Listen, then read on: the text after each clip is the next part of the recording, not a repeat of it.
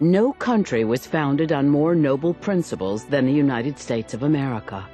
In the Declaration of Independence, Thomas Jefferson wrote that governments are instituted deriving their just powers from the consent of the governed. This was a radical statement in 1776 and remains a revered American ideal today. Democracy and freedom swept across our growing nation beginning in the late 18th century, and at the beginning of the 21st century, democracy and freedom have crossed the globe. For more than 200 years, we have expanded participation in America's democracy by granting women, minorities, and young people the right to vote. Today, whether living in an apartment building in New York City or a farm in Missouri, Americans treasure their right to have a voice in the decisions that affect their lives.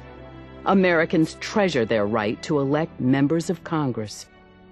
Imagine if you and your neighbors were denied the right to vote for members of Congress.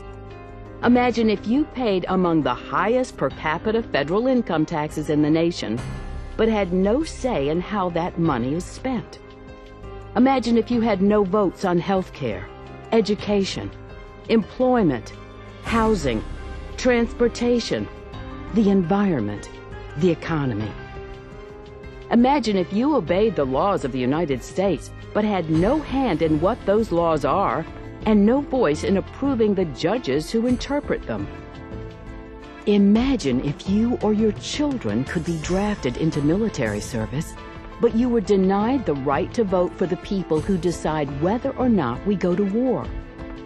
This is the unfortunate reality for more than 500,000 tax-paying American citizens living in the District of Columbia who are denied full voting representation in the U.S. Congress.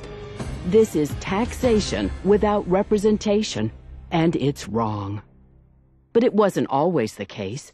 In 1791, Maryland and Virginia ceded land to the federal government to build the new nation's capital. And for about 10 years, the people who lived in this newly created District of Columbia continued to vote in either Maryland or Virginia's federal elections.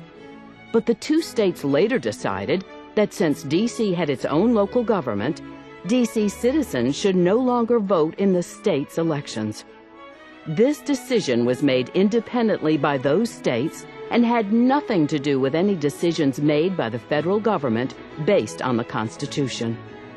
Incredibly, more than 200 years after losing their vote, D.C. residents are still denied full voting representation in Congress. But Washington's reality is not its destiny.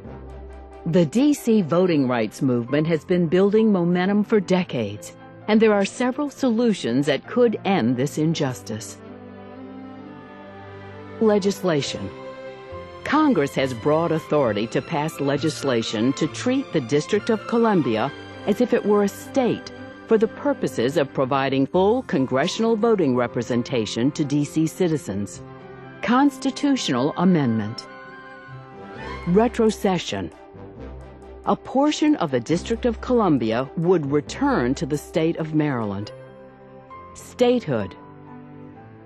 Each of these solutions would provide the tax-paying American citizens living in the District of Columbia with the same congressional voting rights as their fellow citizens. Not special rights, the same rights. The League of Women Voters, a nonpartisan political organization, has worked since 1920 to improve our systems of government and impact public policies through citizen education and advocacy. The League has long supported self-government and full representation in Congress for the District of Columbia.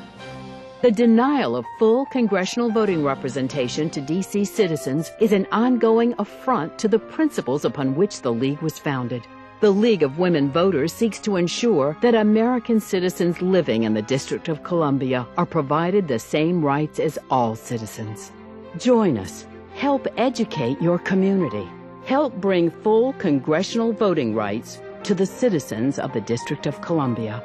It's fair. It's American. It's time. Learn more at lwv.org.